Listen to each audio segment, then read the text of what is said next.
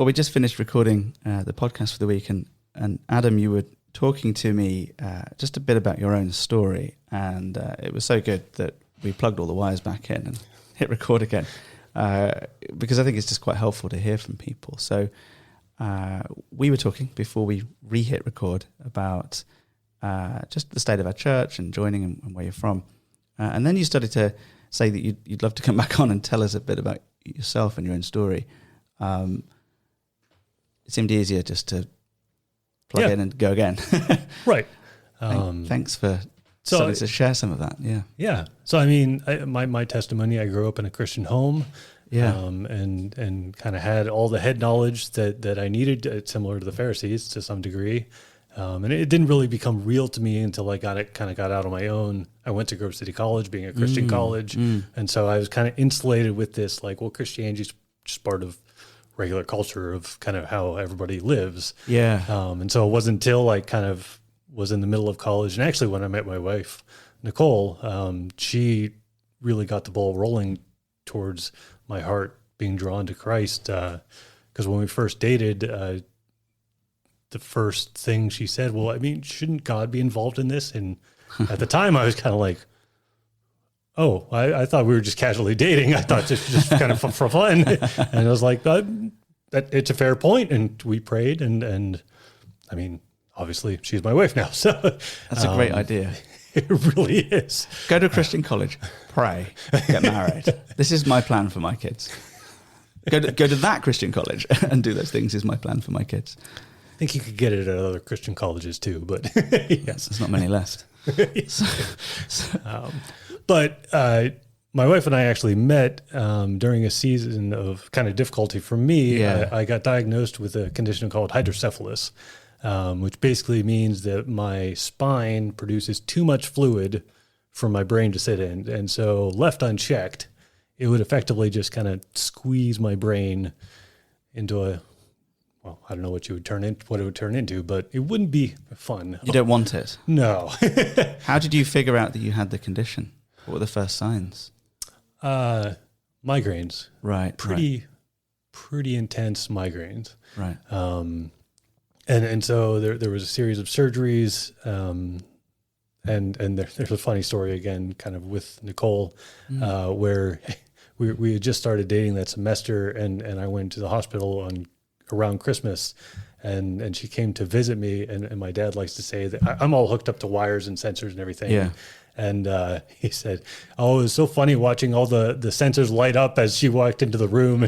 No, was he joking or was it real? Oh, I think it was real. I just, that's like fantastic. The heart rate elevated and everything. You went on a machine to prove to her that you loved her. That's like the ultimate lie detector test or something. It really was. No way. So if you ever need to know if you're in true love, then there you go. Then develop hydrocephalus.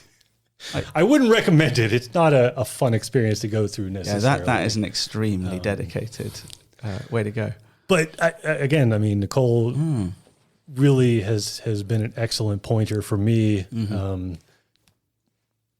directing me to Christ, and has been a support in our 14 years of marriage now.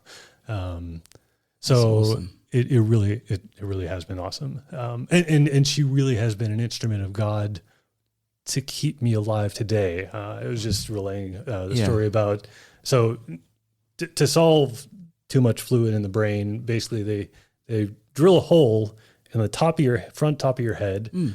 They connect a tube up there, and then they run a tube into a specific valve that is pressured to only relieve at a certain pressure. And then that is just about the right balance for your brain to kind of be nice and floating. They put a pressure valve in, effectively. Put an external. So I have external plumbing, essentially. No, and so that runs into a vein in my neck. It just goes into the bloodstream. It just goes into the bloodstream. Well, that's incredible. Wow. I was going to ask where it drains, but that's amazing. Well, usually it drains into your abdomen, right. Although I had an again, an unfortunate condition where my abdomen stopped absorbing that blood flow, right? Or that not the blood flow, the fluid kind of, and so that was not a fun season. And again, Nicole has been incredibly supportive in terms of helping me through that season. And then it got transferred to just into the blood flow there. But even after that had been done, there was one evening 3-4 years ago where I woke up in the middle of the night, just massive splitting headache. And I don't get those unless something has gone wrong with that whole external plumbing. And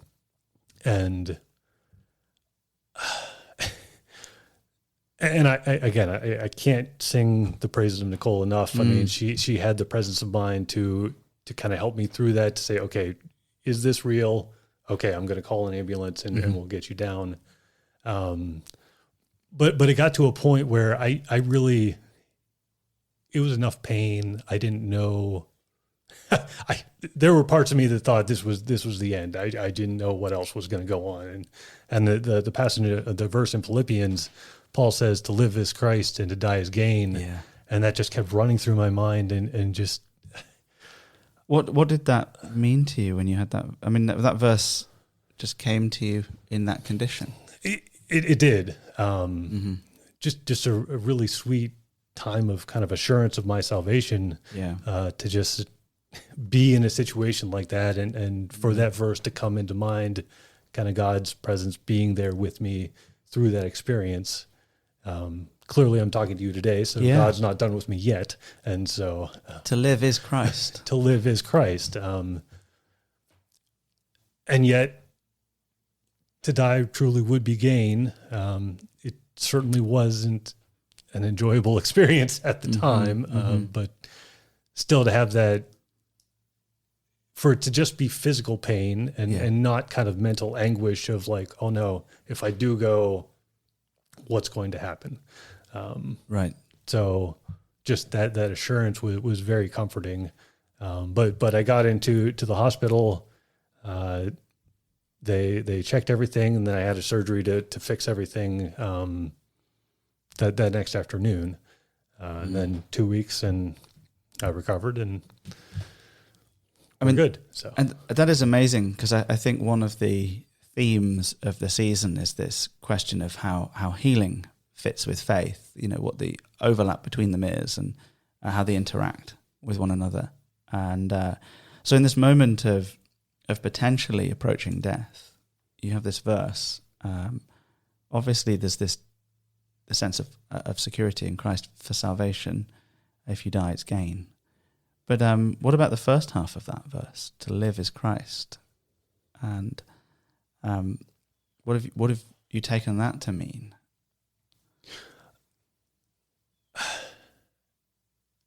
At this season of my life, I think that has meant, I mean, being active in the church where I can. Again, the reason for moving to Christ Church Fox Chapel, dramatically closer, a lot easier for us to be active and engaged in the community, serving here wherever we can. But again, at this season, I have 3 young sons, ages 9, 7, and 2.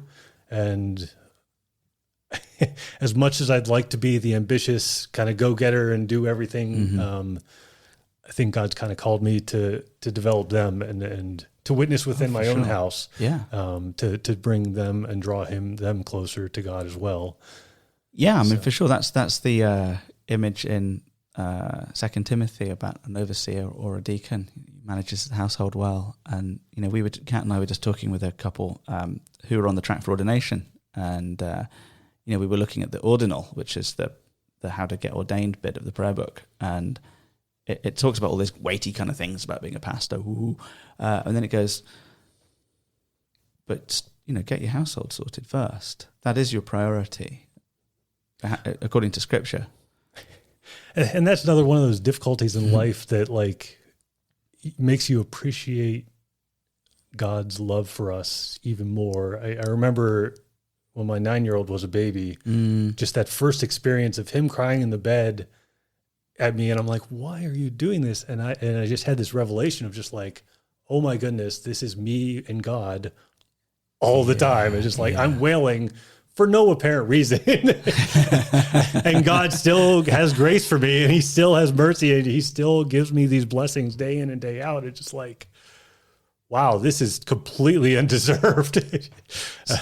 So the experience of being a dad and the experience of being potentially at the point of death, how did that interplay with faith? Did it confirm it, damage it, increase it?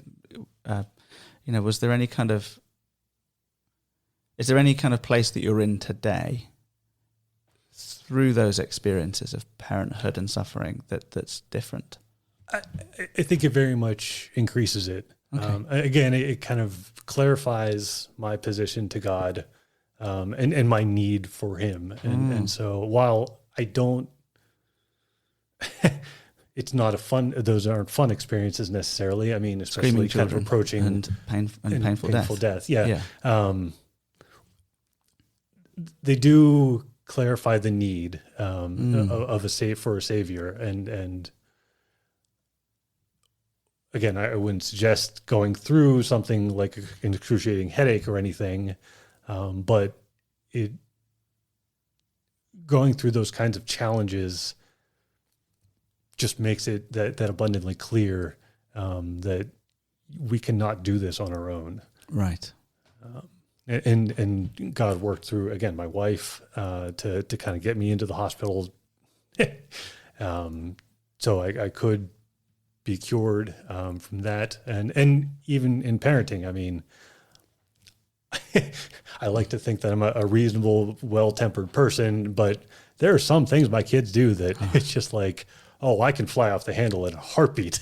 Yeah. And again, it's just that balance of a strong marriage, both working towards the same goal. Of she kind of has a good way of kind of toning me down or pushing me out of the way to say, no, okay, let's settle this down for a second. So, and I'm sure a lot of parents can relate to that moment of speaking out of tiredness or out of the flesh and then regretting it. I know I have. And at least having someone there that can say, okay, it's time for you to go to the lazy boy for half an hour. I'm going, right. Kind of thing. Yeah. Like that's something all of us can relate to a bit. And I suspect the inconsistencies in my parenting, whether I'm bothered by a thing or not, is actually less to do with the thing and more to do with where I am. Like, right. Am I prayerful today? Have I experienced any kind of tenderness of the Lord today? Have I sought him out? Have I had a kind of crisis and seen the Lord show up and, I'm now in this great place? Or am I just doing it all my own way? Because, if I have a day of just ministering out of the flesh and working that way, I'm just not really ready to show grace to the kids. It's me. And it's also an interesting dynamic where I kind of see myself playing out trying to remove the speck out of someone else's eye and ignoring the plank in my own of just a lot of the times the things that I'm getting on the kids about are my own deficiencies. Like, well, okay, I need to work on this. And so I want to save you from it because I'm experiencing this. So, well, and the way that sin is kind of woven into everything as well. I don't know if it's the case for you, but for me, it's like, well, these kids are reflecting me to the world. And so I want to fix that thing so that no one knows I also do it. Because I'm sophisticated enough to hide it in public and they're not. And so there's an element of all of that going on as well. Right. How awful that we put this on our family. But they are a great way of showing us grace, the grace of God, I think.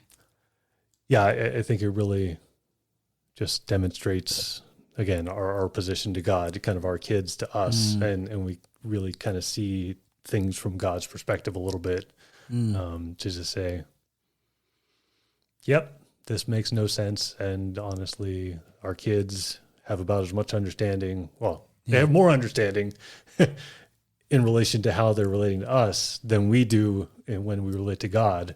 Right. Yes, true.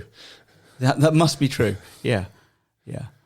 There's not a lot of mystery about us. And so no, certainly not in our household, that's for sure. you're right. And then God, to put it the other way, God's knowledge of us is perfect. Right. And yet he has grace. Just one more thing, I guess, the experience of suffering and the potential of death in that moment that you went through, it is something that a lot of people will relate to in our church, either because someone they love died, or because someone they love is suffering, or they are. In my case, Kat, my wife, has a permanent physical condition that leaves her in great pain pretty much all the time, with spikes of exceedingly great pain, and just very, very rare moments of relief, but not so much. And so,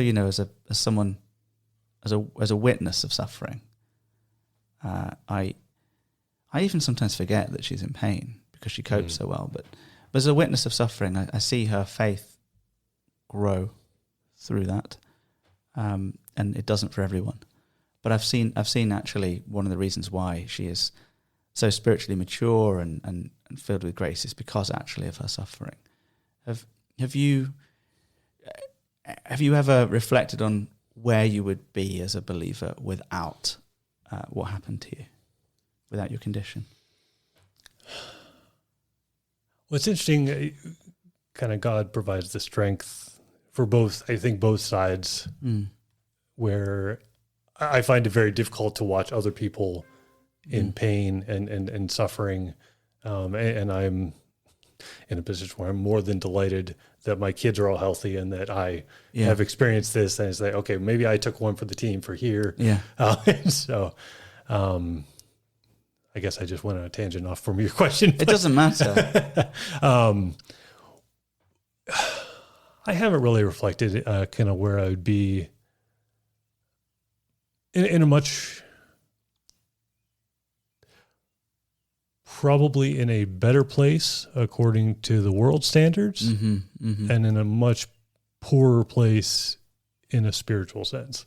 And I would probably be dramatically less satisfied with my life without the purpose of pursuing Christ with all that I am. Are you saying that the suffering has had an impact on pushing you towards Christ, which has had an impact on other things?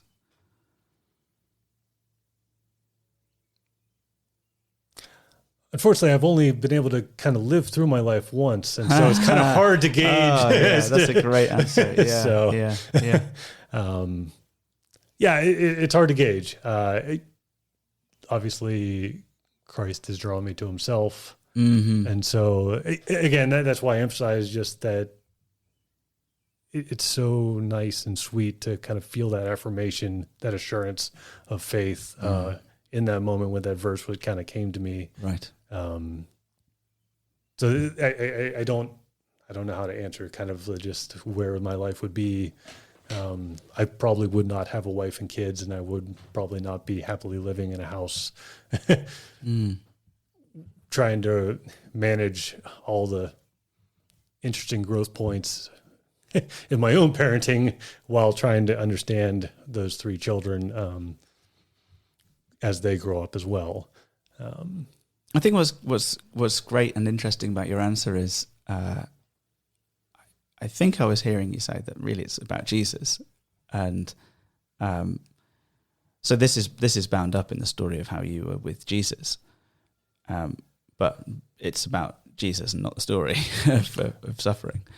It is, and he is surrounded me with a cloud of witnesses. I mean, again, my wife, my parents, and my wife's parents, all are pointed in the same direction towards the same purpose. And so it's just nice to, and Christ Church, Fox Chapel here, it's just nice to have that community so that when I am straying off the path from where I should be, there are always people there to pull me back in. Yeah.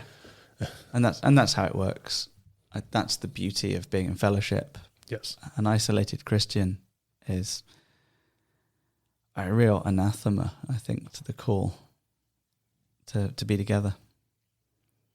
Which is so interesting because faith, it operates at an individual level, but then there's this mysterious community aspect. I mean, in the miracles of Jesus, we see the paralytic's friends bringing him to Jesus to be healed. And I feel like sometimes we, with the paralytic, or we as the paralytic, may be kicking and screaming, not wanting to necessarily go that way. Oh, yeah.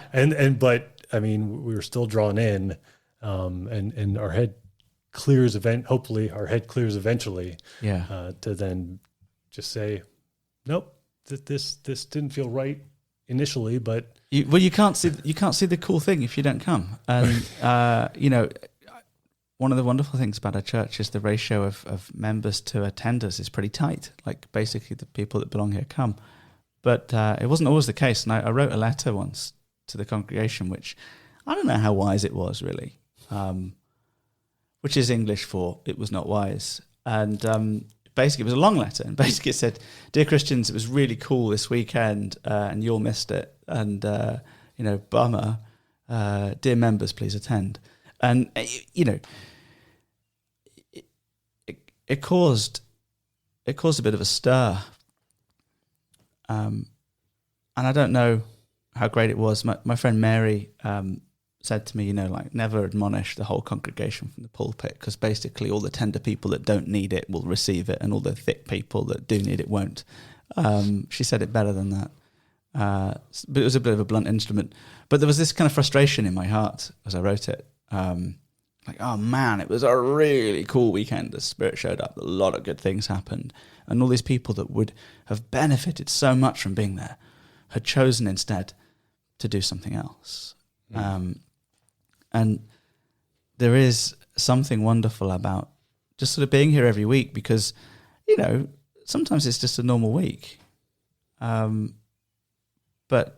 every few months there's this big moment, a testimony, or I think when this airs, we'll have just had a testimony from Lamb, which I'm really looking forward to as we record right now. And there are these moments where the room gets closer, when someone talks about suffering and someone talks about their journey of faith and what God's done to them in dark times and how they've come through that.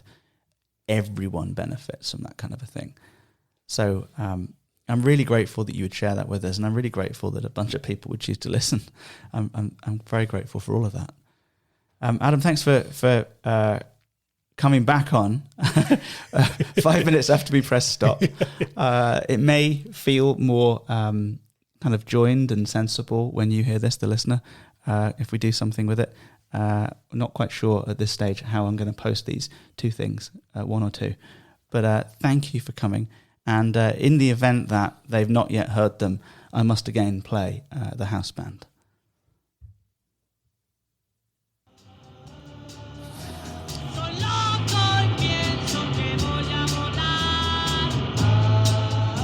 This has been possibly another podcast of Christ Church Fox Chapel. Possibly it's just one big long thing and you wonder what I'm talking about. The marvels of technology. Adam, thank you for joining us. I really do appreciate you coming on. Appreciate being here. And for you, the listener, thank you for listening. And we love you, and we'll see you all again very soon. God bless.